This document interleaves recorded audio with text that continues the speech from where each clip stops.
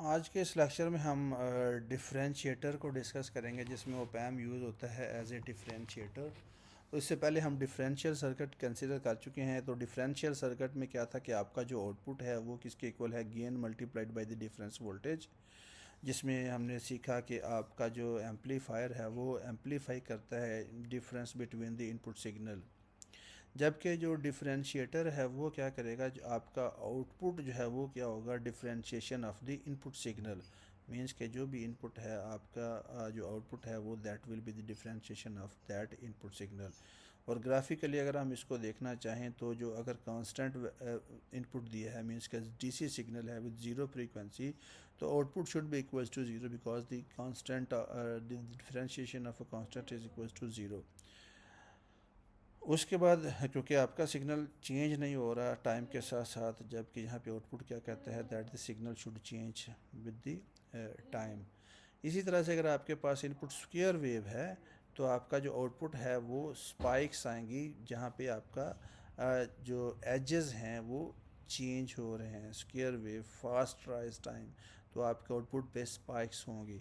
तो it means कि आप ये वाला सर्किट जो है वो यूज़ कर सकते हैं हाई फ्रीक्वेंसी कंपोनेंट्स को डिटेक्ट करने के लिए, ठीक है। या फिर आप इसको यूज़ कर सकते हैं एज डिटेक्शन पे। यहाँ पे एज मीन्स कि यहाँ पे आपका एज जो है वो किस जगह पे किस पॉइंट पे वेरी कर रहा है, ठीक है।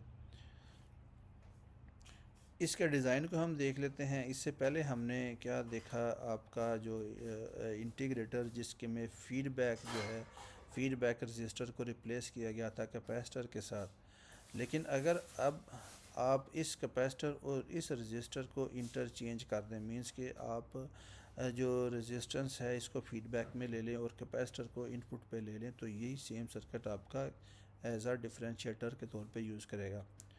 इसके डेरिवेशन देख लेते हैं। इनपुट अप्लाई किया आपने, इनपुट पे आइडियल आपका ओपैम है, means no current is flowing through the input terminal through the like negative terminal, virtual ground concept, same voltage will appear at the both terminal. तो इस तरह से आप कह सकते हैं कि इनपुट पे आईसी जो है वो किसके इक्वल है, आईसी, और आउटपुट पे जो है आपका फीडबैक रजिस्टर है आईएफ। केसीएल आप यहाँ पे यूज़ करें और यहाँ से आप आउटपुट कैलकुलेट कर सकते हैं। C V C D V C by D T ये आई सी है, और आई एफ जो है ज़ीरो माइनस वी और डिवाइड बाई आर एफ है। और इस तरह से आप क्या किया किसके इक्वल सिंप्लीफाई करें तो D V input divide by D T is equals to C is equals to, क्योंकि ये वी इनपुट है, वी आउट आपने कैलकुलेट करना है, ये आर उधर जाके मल्टीप्लाई हो जाएगा, minus R F C D V in by D T. और ये आपका जो है आपका, क्योंकि अगर आप देखें कि आपका जो इनपुट है इसको डिफ्रेंशिएट कर रहा है आपका आउटपुट, तो आप इसको कह सकते हैं कि आपका सर्किट जो है वो डिफरेंशिएटर है। इस तरह से अगर आप साइन वेव आपकी इनपुट है तो आपके आउटपुट में डेरिवेटिव ऑफ साइन क्या है वो कॉज आता है, इस नेगेटिव की वजह से आपका कॉज जो है वो यहाँ से शुरू होगा, तो आपका जो आउटपुट है so that will be a cause sine wave.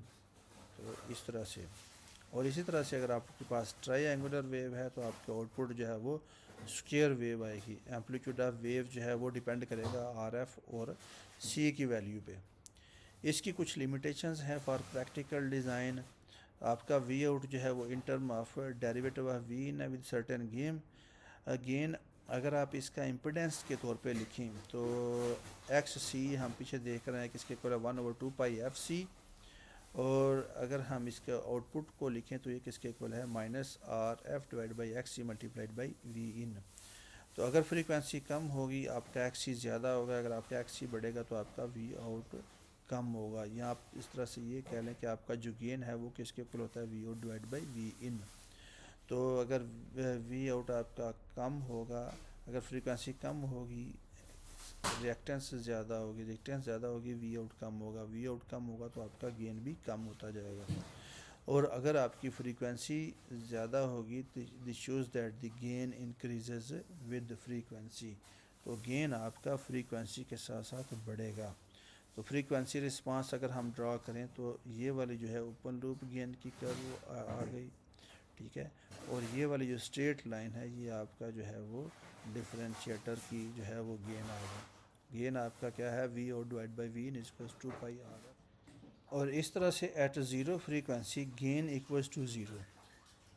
और अगर आपकी फ्रीक्वेंसी ज़्यादा होगी तो गेन भी ज़्यादा होगा, आपकी फ्रीक्वेंसी बढ़ेगी तो गेन भी, आपकी फ्रीक्वेंसी बढ़ेगी आपका गेन भी बढ़ता जा रहा है, ठीक है। तब तक बढ़ेगा जब तक ये इस लाइन को इंटरसेक्ट नहीं करती, ये वाली लाइन, ठीक है। इस यहाँ से यहाँ तक आपका गेन बढ़ेगा। उस पर्टिकुलर फ्रीक्वेंसी के बाद दोबारा फिर आपका गेन जो है वो कम होना शुरू हो जाएगा। At one particular frequency the gain is 0 dB। सो इस फ्रीक्वेंसी को आप क्या कहेंगे, 0 dB frequency R F zero, जो किसके इक्वल है 1/2π/RFC। As we go beyond this frequency, then the gain of differentiator will also increase. Now the gain cannot increase indefinitely, and the gain will be restricted by open loop gain of the op-amp. So the maximum achievable gain will be the intersection point of the differentiator and the open loop gain of the op-amp, जो कि मैंने पहले आपको बताया है कि maximum gain जो है ये इंटरसेक्शन पॉइंट पे आपको मिलेगा। फ्रॉम द फ्रीक्वेंसी रिस्पांस, जो कि आपने देखा है कि ये कुछ चीज़ पहले बढ़ता है फिर ये कम होता है। At zero frequency at DC level the gain of the differentiator is zero. So in this case no input offset voltage issue. Frequency noise का यहाँ पे इशू होगा, क्योंकि with increasing frequency the gain will also increase. So we can say that this differentiator is very sensitive to high frequency noise.